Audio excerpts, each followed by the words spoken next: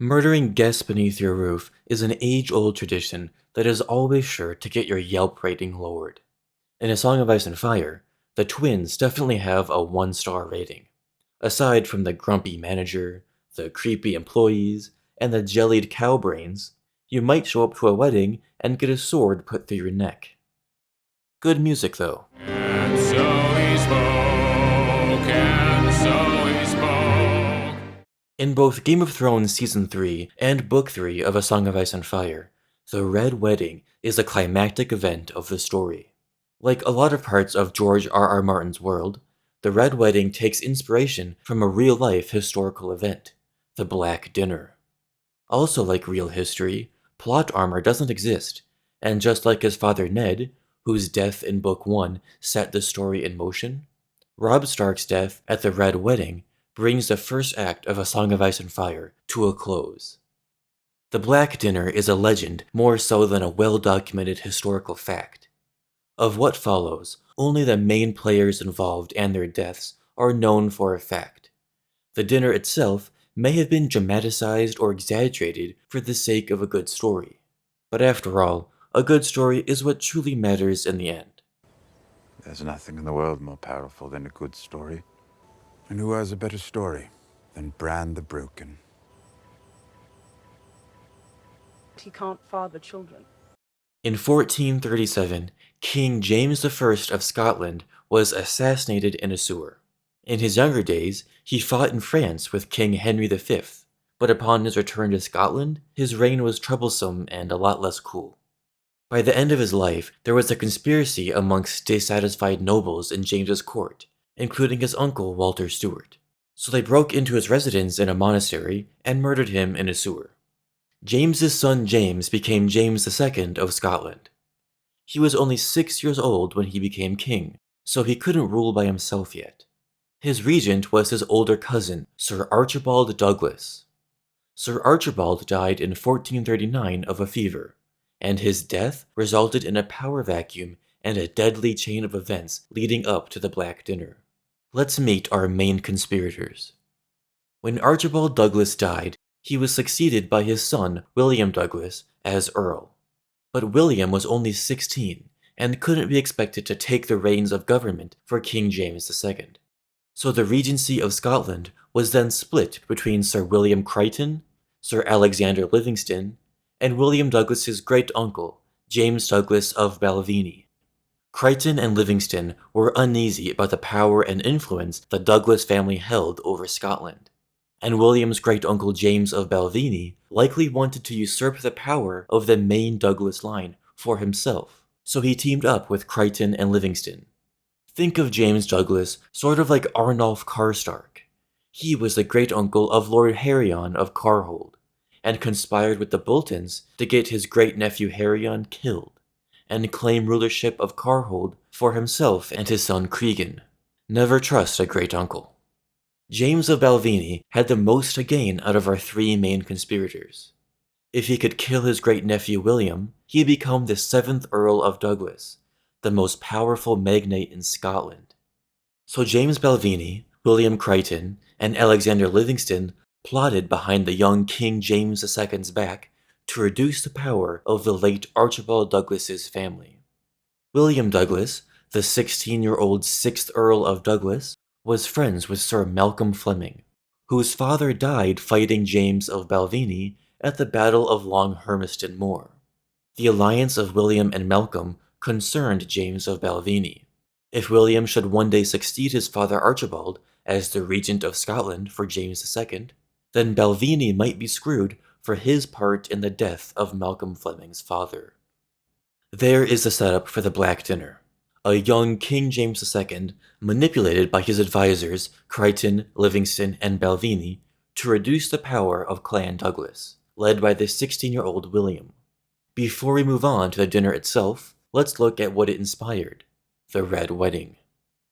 The Red Wedding was a plot between lords loyal to King Robb Stark, who conspired behind his back with his enemy, Lord Tywin Lannister, to take the North out of the War of the Five Kings.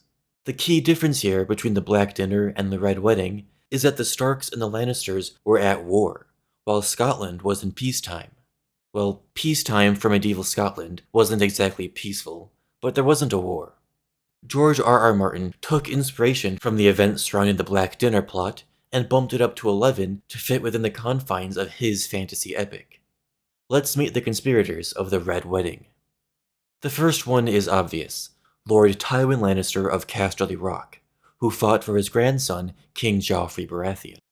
Tywin was at war with the Starks ever since the political savant, Joffrey, imprisoned and beheaded Robb's father, Eddard. Robb was called the Young Wolf, who won every battle and lost all. The Red Wedding wasn't a battle he could win, it was the night when he lost it all. Lord Walder Frey of the Crossing and Lord Roose Bolton of the Dreadfort began corresponding with each other and with Tywin Lannister after King Robb's biggest mistake, when he married Jane Westerling instead of Roslyn Frey. He promised Lord Walder that he'd make his daughter Roslyn his queen if the Freys joined his army against the Lannisters, and gave him safe passage across the Trident. When Arya is serving Roose Bolton as his cupbearer in Harrenhal, she overhears a conversation between Roose, who was leeching himself, and Hostine Frey, who says, "He has lost the North. He has lost Winterfell." Later, she speaks with Elmar Frey, who says, "We've been dishonored. There was a bird from the twins." Robb's betrayal of the Freys is the reason Lord Walder then decides to betray him. For Roose Bolton, he was simply a strategist, who knew that Robb had no chance at winning the war after he lost the Karstarks and Freys, and after the Tyrells joined Joffrey. While Robb was fighting in the west, Roose Bolton met with Walder Frey at the Twins, where he married one of Frey's granddaughters, Walda, appropriately though somewhat out-of-pocketedly nicknamed Fat Walda. To seal the deal, Walder Frey offered Roose Bolton his bride of choicest weight in silver, so he chose Fat Walda accordingly and became a richer man for it. Roose Bolton later meets with Jaime Lannister at Harrenhal, shortly after Vargo Hoat cut off Jaime's sword hand. Jaime wonders why Roose hasn't killed him, or imprisoned him for King Robb. When Roose tells Jaime about Robb's marriage to Jane Westerling, Jaime thinks, "He won the war on the battlefield and lost it in the bedchamber. Poor fool." Vargo Hoat chopped off Jaime's hand because he placed his bets on Stannis Baratheon to take King's Landing. Upon victory, he'd hoped Stannis would give him Harrenhal for his part in the downfall of House Lannister. However, as Roose Bolton says, Stannis the Manus may well have given him Harrenhal for his service, but he'd give him a noose as well for his crime. Vargo taking Jaime's hand turned into a difficulty for Roose Bolton, who would be held accountable by Tywin Lannister for his bannerman's crime of maiming his son. Roose needs Tywin to realize they're on the same team, lest he join the Tarbecks and the Reynes in extinction. Jaime says, "You want me to absolve you of blame, to tell my father that this stump is no work of yours." Jaime agrees to Roose Bolton's deal, thus sealing the plot to murder Robb Stark. When he leaves Harrenhal, Roose asks Jaime, "You will give my warm regards to your father?"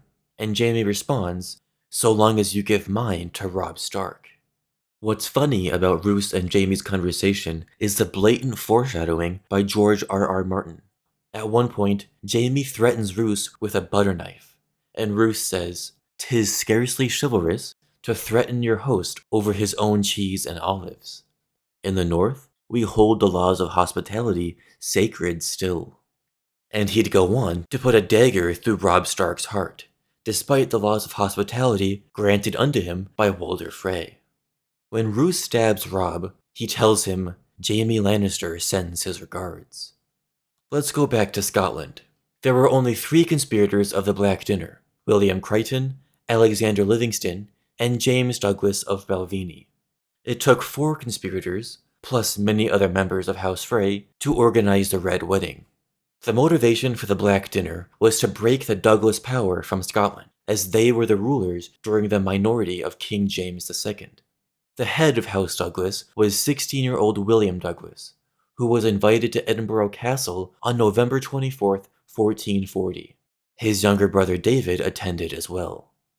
The dinner was going well, and no one had any reason to worry, least of all the young King James II, until, as legend has it, a black bull's head was placed on the table in front of the two Douglases. A black bull's head is a symbol of sudden, forthcoming death. The conspirators gave William and David Douglas a hasty trial in the yard outside the castle, accusing them of treason and threatening the crown. This mock trial was called a veneer of process and justification, according to Dr. Christine McGladdery. Instead of stabbing them and shooting them with crossbows, like the Freys opted to do, the Scottish conspirators wanted to make the execution of William and David Douglas appear lawful. The Red Wedding also used a symbol of imminent doom. In the middle of the feast, after the bride and groom, Edmure and Rosalind, have been stripped and sent off to bed, Catelyn hears the musicians begin to play the Rains of Castamere.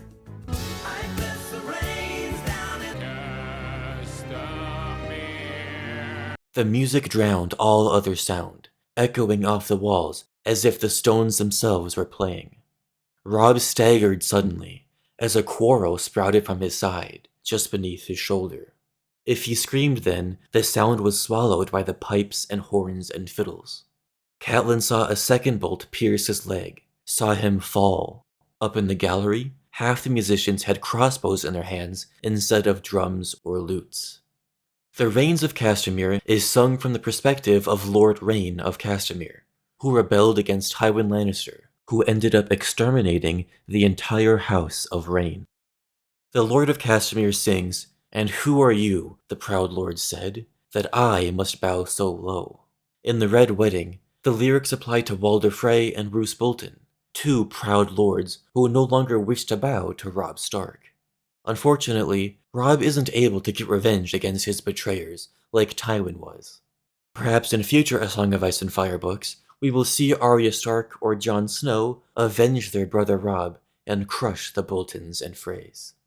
Shockingly, I know, the Douglases were found guilty in their fake trial, and were immediately beheaded outside Edinburgh Castle.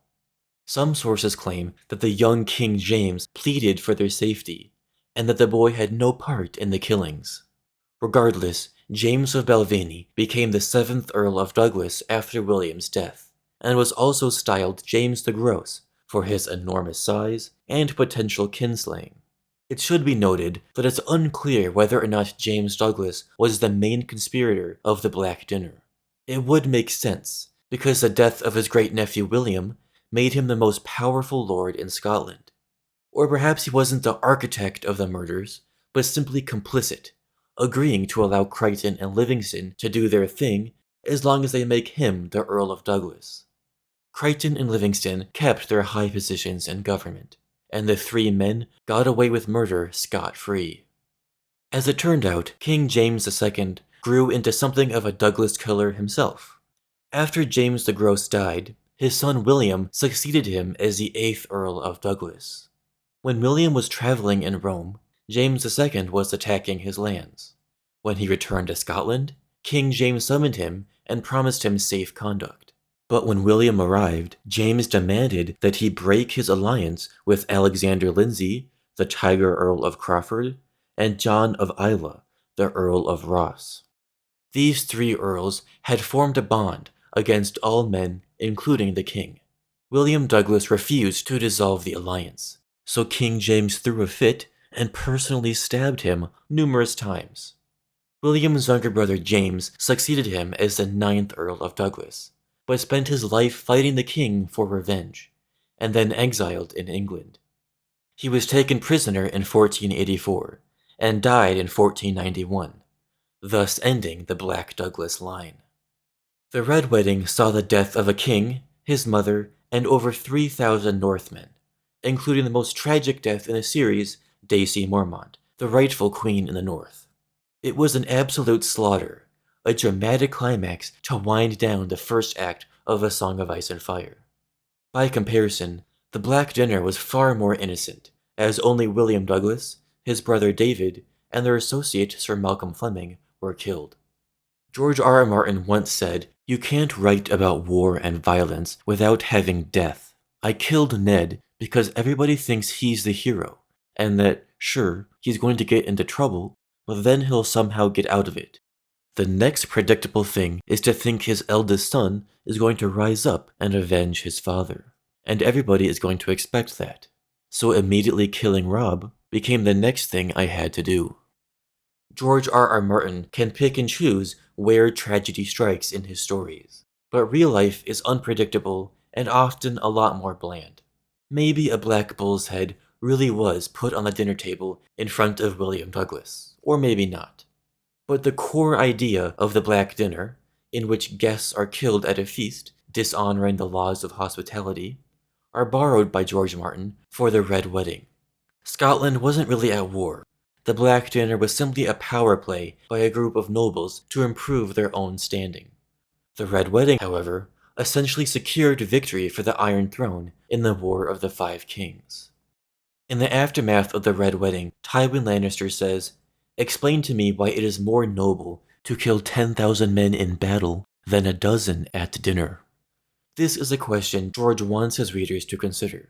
Yes, it's dishonorable and shameful to slaughter guests beneath your roof, and the death toll was a lot higher than a dozen if the Northmen outside the Twins in their camps were killed as well. But killing Robb this way was a lot cleaner than continuing battle after battle, where soldiers keep dying, lands keep getting ravaged, and the common folk keep paying the price. For Crichton, Livingston, and James the Gross, however, there is no denying that their execution of William and David Douglas was dishonorable. Let me know in the comments your thoughts on the Red Wedding and the Black Dinner. A Song of Ice and Fire is filled with historical references, and I might make future videos on some of those, like the Wall and Hadrian's Wall, or like Aegon the Conqueror and William the Conqueror. History is mostly just the various battles of Williams and Jameses and Richards and Edwards. Maybe the most historically accurate part of A Song of Ice and Fire is the fact that there are 12 people named Aegon Targaryen. Thanks for watching and subscribing.